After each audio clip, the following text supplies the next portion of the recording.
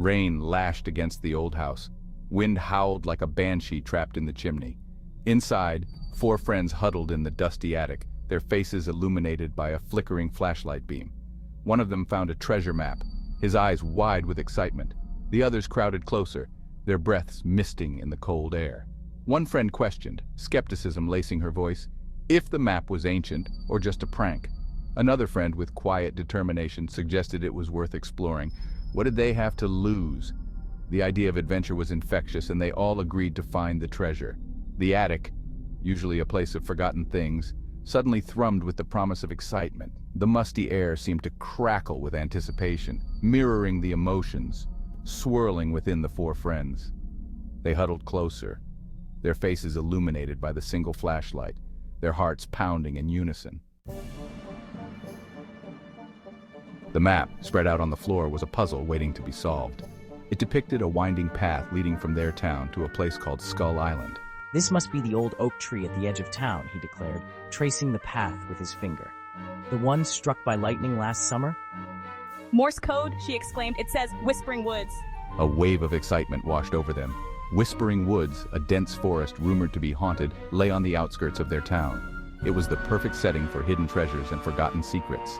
They spent the rest of the afternoon deciphering the map, their excitement growing with each solved clue.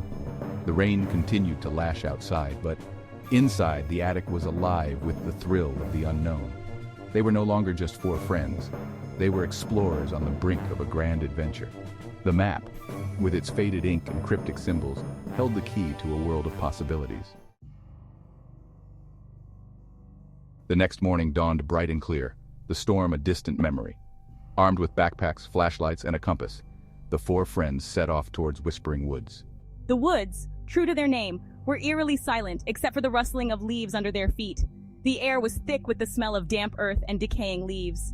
As they ventured deeper, the trees grew denser, their branches intertwining overhead to block out the sun. The woods were disorienting, the lack of landmarks making it hard to retrace their steps. "We should have reached the creek by now," he muttered, his voice echoing strangely in the stillness. "Look," she whispered, pointing to a clearing ahead. In the center of the clearing stood a circle of ancient-looking stones, their surfaces covered in moss and lichen. An uneasy feeling settled over the group. This was no ordinary part of the woods. "This wasn't on the map," he hissed, his voice tight with apprehension. "We need to turn back."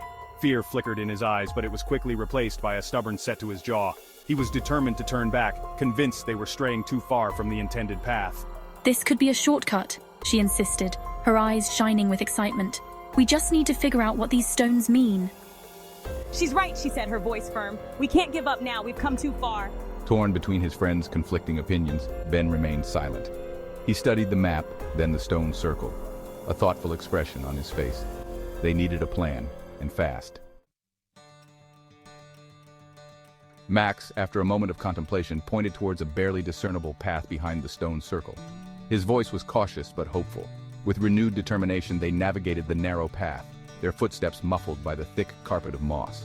The path, though overgrown, seemed to lead in the general direction marked on their map. Sophia, as Aaron. Look.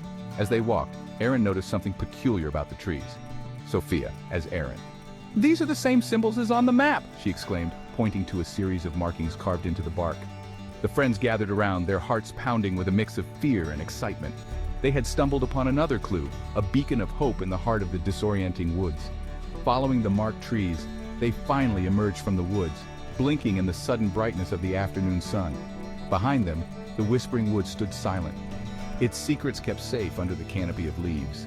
They had faced their first hurdle and emerged victorious, their bond strengthened by the shared experience.